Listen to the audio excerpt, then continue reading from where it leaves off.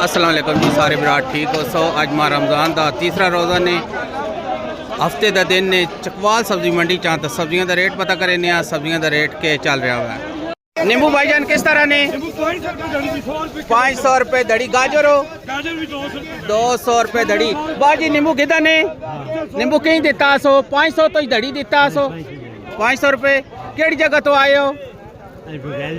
डुडियाल तो आए हो, दुकान नाश्ते लेके जा रहे हो जी, ठीक होगा। तुसा भाई जी क्या ले आवा? नींबू किस तरह दे रहा है? 100 रुपये किलो 500 रुपये दड़ी। ठीक है, रेट ठीक जा रहा नींबू का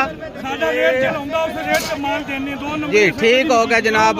रेट यही चल रहा है चकवाल सब्जी मंडी अगे भी रेट पता करें भाई को पालक का भी रेट पूछने। भाई जी पली किस तरह लाई ने?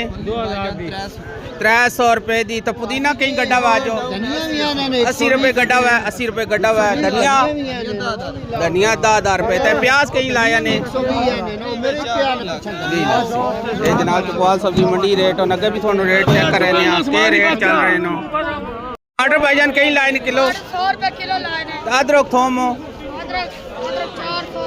थोम थोम हो थोम 550। मरच कहीं किलो है 120। गाजर कहीं दड़ी बेच रहे हो? 200 रुपये दड़ी। बड़ी गाजर 200 रुपये दड़ी जी। अगर जनाब गोभी का भी रेट थोड़ा चेक कराने। खुली गोभी की बोली भी लगती ने, खुली गोभी लगी ने।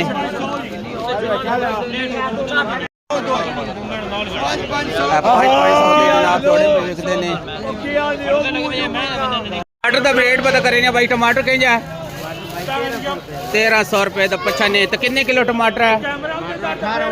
18-19 किलो। सारा टमाटर लगा ने